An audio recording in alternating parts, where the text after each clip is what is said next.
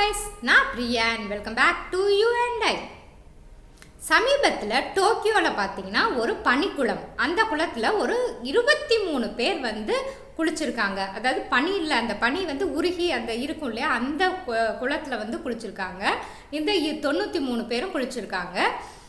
அதில் பார்த்தீங்கன்னா ஒரு 9 வயது குழந்தையிலேருந்து 73 வயசு முதியவர்கள் வரலையும் பெண்கள் அப்படின்னு நிறைய பேர் வந்து எல்லா வயதுலையும் மிக்ஸ் ஆனவங்க எல்லாருமே அந்த குளத்தில் குளிச்சிருக்காங்க.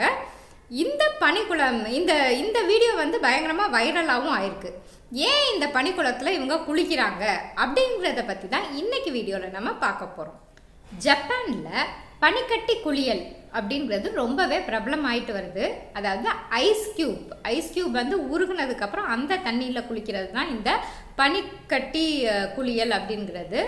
இது இப்போ ரீசெண்ட் டேஸில் ரொம்பவே பிரபலம் ஆயிட்டு வருது. புத்தர் ஆலயங்களில் வந்து என்ன பண்ணுவாங்கன்னா, குளத்தில் வந்து ஐஸ் கியூப்ஸ் எல்லாம் நிறையா போட்டு மூடி வச்சுருவாங்க.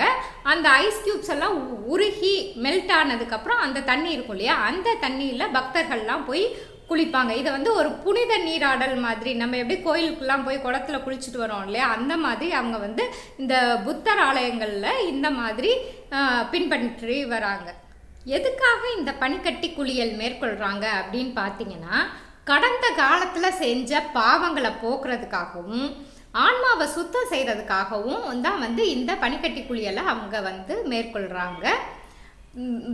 ஜென்ரலாக பார்த்தீங்கன்னா ஜப்பானில் ஜான்வரி மந்தில் தான் வந்து இந்த பனிக்கட்டி குளியல் அப்படின்றது ரொம்பவே பிரபலமாக இருக்குது. அந்த பீரியடில் தான் வந்து இந்த பனிக்கட்டி குளியலை நடத்துவாங்க.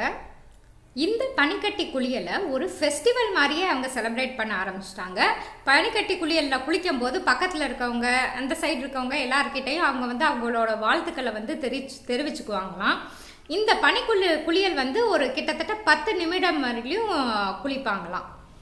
இந்த பனிக்குளியலை வந்து முன்னாடியெல்லாம் பார்த்தீங்கன்னா தீவிரமாக புத்தர் வந்து தீவிரமாக பின்பற்றுறவங்க மட்டும்தான் இந்த பனிக்குளியலை வந்து மேற்கொண்டுருக்காங்க. ஆனால் சமீப காலமாக பார்த்தீங்கன்னா ஜப்பானில் இருக்கிற எல்லா மக்களுமே வந்து இந்த பனிக்குளியலை வந்து நார்மலாகவே எல்லாருமே பின்பற்ற ஆரம்பிச்சிட்டாங்க. ஜப்பானில் நடக்கிற இந்த பனிக்கட்டி குளியலை பற்றி உங்களோட கருத்துக்களை கீழே இருக்க கமெண்ட் பாக்ஸில் மறக்காமல் போஸ்ட் பண்ணுங்கள். இன்னொரு இன்ட்ரெஸ்டிங்கான வீடியோவில் மீட் பண்ணுற வரையும் டாடா பாய்.